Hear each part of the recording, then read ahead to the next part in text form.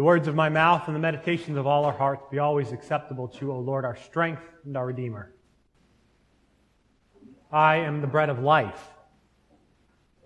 I am the light of the world. I am the gate for the sheep. I am the good shepherd. I am the resurrection and the life. I am the way, the truth, and the life. I am the true vine. Jesus uses this I am formula 7 times in the Gospel of John. Last week, while we reflected on Jesus' statement, I am the good shepherd, Deacon Jim noted this is not an incidental turn of phrase. It's connected to God's encounter with Moses, to God's self-revelation as I am who I am. Whenever Jesus uses this formula, it's a clue to those listening that it's time to pay careful attention to what's being said. The I am statement we heard today, of course, was, I am the true vine. And it must have been of particular significance because it's not only the last of Jesus' I am statements, it also takes place in the upper room, just prior to Jesus' death and crucifixion. So what does this image of the vine have to teach us about who we are and who Jesus is? Many of you know before I became a priest, I served in a church as a family ministries coordinator, essentially. In that work, I got to spend time with children in all sorts of ways, but one of the things I got to do was support the solemn communion class, so about second graders. And each time they'd gather for their program, one of the things that we did is we read this passage. And we looked at a vine together. And it's so interesting to do this stuff with children because often they don't have the preconceived notions about what everything means and what's essential in a particular piece of passage of Scripture. And so we'd look at this vine together, and what they would often see so clearly is that it's actually hard to tell what counts as a branch and what's the vine. Is the vine anything but a group of branches all together? I mean, it's not like a tree, right, with a trunk. All of these green shoots push out and move, and they're all tangled together. The relationship between those vines is complicated and intricate. And so perhaps with this image, Jesus is inviting us to see our lives with Him in a way that reminds us that who we are is intimately and complexly bound to who He is. Those who faithfully follow the way of Christ, it perhaps even becomes hard to know where we end and He starts. After all, isn't that what Paul is talking about when he says, put on Jesus? Isn't that what we look for when we come to the table to receive the body and blood of Christ, the bread and wine consecrated in His name, that we might somehow be transformed a little bit more into His likeness? Jesus then invites those with Him to more fully appreciate the image of the vine through His repeated use of the word abide. He uses the word 8 times in just 4 verses. Sometimes the word is translated remain. He says, abide in me as I abide in you.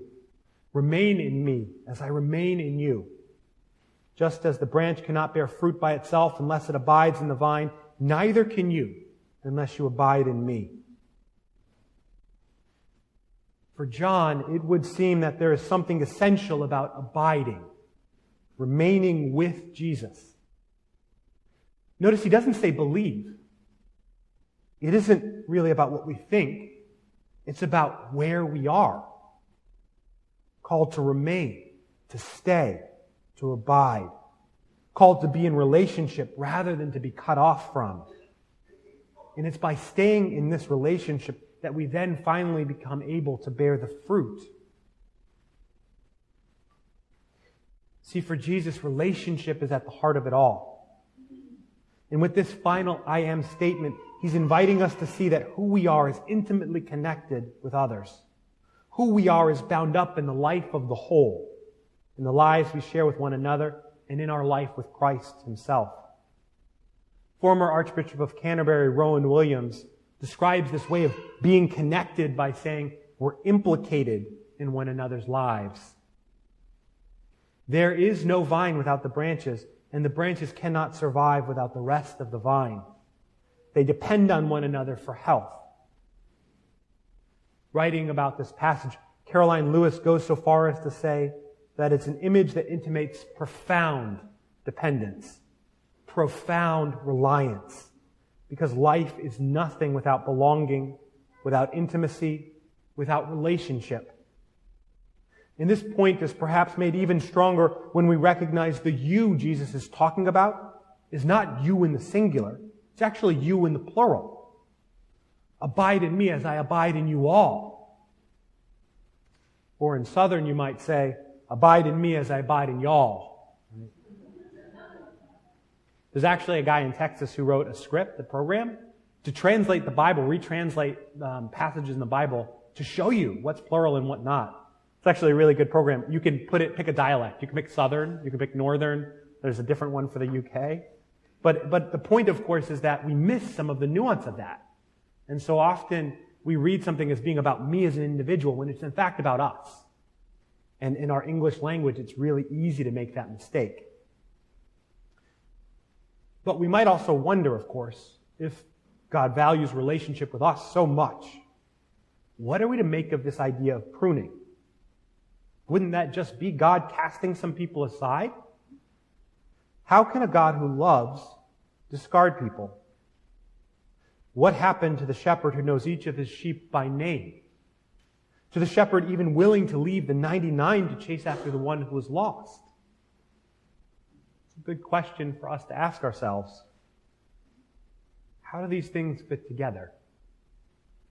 David Lose, writing about this, says, I think this is less intended as a threat about what happens if you don't abide in Jesus, and instead a metaphorical description of what actually happens when you're not connected to the source of life.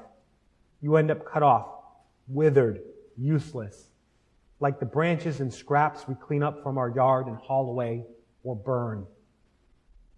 It's perhaps the recognition that sometimes that sheep runs away and does not want to come back.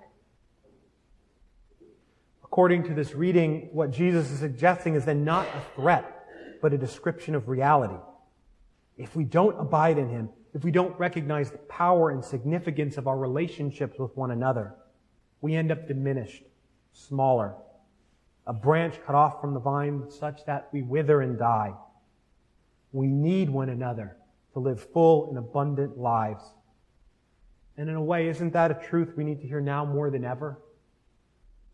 In 2017, NPR published an article that referred to research which showed that young adults who spend more time on social media were more likely to be socially isolated. Isn't that an ironic finding? Young adults who spend more time on social media are actually more socially isolated. Now, they were careful, they were clear. The study doesn't actually show that social media causes the isolation. It might be that feelings of isolation lead people to try to solve that, find a solution through the tool of social media, and yet find it doesn't actually accomplish what they want. Either way, the point is that connecting online is not the same thing as having real and meaningful relationships. And where we are in the world now, we easily confuse the two. The question then is, how do we make and support the kinds of deep and abiding connections which give us life? One writer says, what is the difference then between mere connection and actual relationship? Simple connection is not enough to nourish life, but relationship, community that is life in its abundance. That's what we come here to find with one another and with God. Now, notice it's also true that today's gospel, well, it doesn't tell us how. It doesn't tell us how to maintain those connections at all. It simply notes how important they are, how important it is. And it says that it's through these connections, through these relationships with God and one another that we live fully. It presents us with this truth that we cannot bear fruit without our connections to one another and God. If I had time for a second sermon, what I would do is I'd invite us to reflect on what 1 John has to say about all this, paying close attention to his observation that God is love, and those who abide, there's that word again, those who abide in love abide in God, and God abides in them. Maybe something for you to think about this week. How does that passage from 1 John inform what we hear about the true vine and what it means to abide in God and what that looks like in our lives. Because I think, frankly, that's the question the gospel invites us into. And maybe it can't give us an answer because the answer is a little different for each of us. What does it look like for me to abide, to remain, to be connected to God and others? How can I better nourish and support these relationships, which are at the heart of an abundant life, the kind of life God dreams for each of us? Do I set aside time to make sure I'm connecting with God? Am I doing that regularly? If not, what might it look like? Is it just returning to the simple practice of prayer at bedtime? Is it about making time for saying the Be Still prayer once a day? Is it about making a practice of looking for God in each person I meet? And similarly, I might wonder, am I making my relationships with others enough of a priority? Do I give enough time to those I love? If not, what small change then might I make to my life to give just a little bit more time? Could I call a friend or family member to catch up? Is there someone I feel called to write a thank you note to?